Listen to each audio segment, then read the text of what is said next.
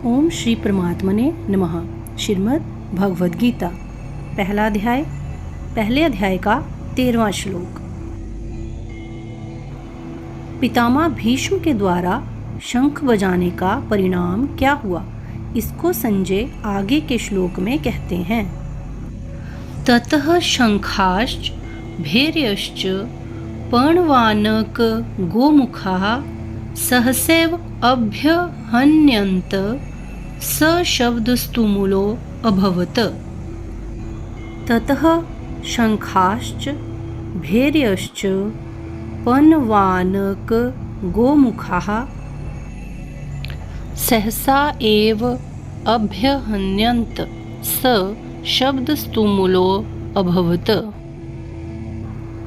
ततः उसके बाद शंखाः शंख, च और भैर्यः भेरी नगाड़े, च तथा पर्णवानक गोमुखाः ढोल मृदंग और नरसिंगे बाजे सहसा एक साथ एव ही अभ्यहन्यंत बज उठे सह उनका वह शब्दः शब्द तुमुलः बड़ा भयंकर अभवत हुआ।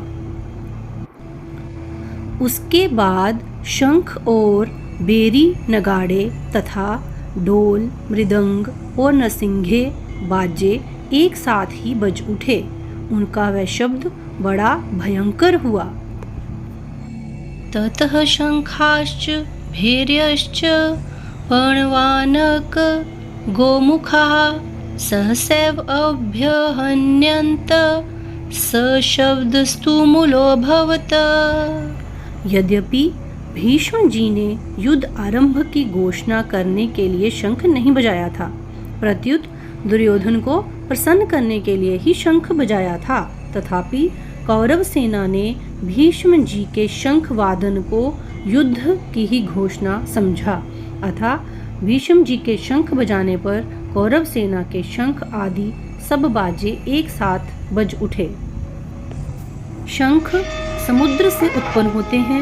ये ठाकुर जी की सेवा पूजा में रखे जाते हैं और आरती उतारने आदि के काम में आते हैं। मांगलिक कार्यों में तथा युद्ध के आरंभ में ये मुख से फूंक देकर बजाए जाते हैं।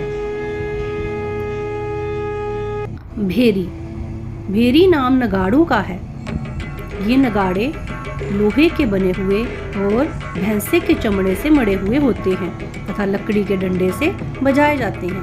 ये मंदिरों में एवं राजाओं के किलों में रखे जाते हैं।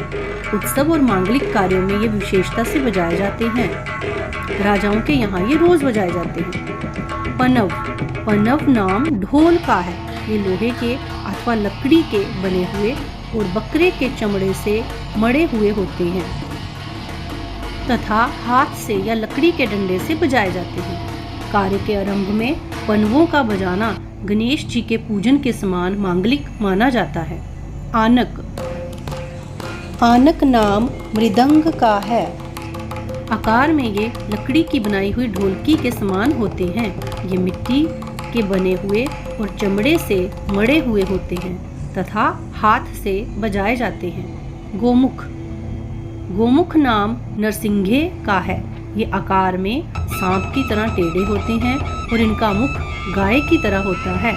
ये मुख की फूंक से बजाए जाते हैं। कौरव सेना में उत्साह बहुत था, इसलिए पितामह भीष्म का शंख बजते ही कौरव सेना के सब बाजे अनायास ही एक साथ बज उठे। उनके बजने में देरी नहीं हुई तथा उनको बजाने में परिश्रम भी नहीं हुआ। कोई काम अगर बड़ी आसानी से किया जाता हो तो हम कर्म आदि को ही कर्ता बना देते हैं, अर्थात जैसे कोई लकड़ी को चीर रहा है तो इस कर्म को सुगम बताने के लिए लकड़ी चीरी जा रही है, ऐसा प्रयोग किया जाता है। ऐसे ही यहाँ बाजे बजाए गए, ऐसा प्रयोग होना चाहिए, परंतु बाजे बजाने में सुगमता बताने के लिए, सेना का उत्साह दिखाने के लिए बाजे बज उठे, ऐसा प्रयोग किया गया है। स शब्दस्तुमुलो भवत, अलग अलग विभागों में टुकड़ियों में खड़ी हुई कौरव सेना के शंख आदि बाजों का शब्द बड़ा भयंकर हुआ, अर्थात उनकी आवाज़ बड़ी जोर से गूंजती रही। ततः शंखाश्च भैर्यश्च पनवानक गोमुखाः सहसैवभ्यहन्यन्त सशब्दस्तु मूलोऽभवत्। जय श्री कृष्ण।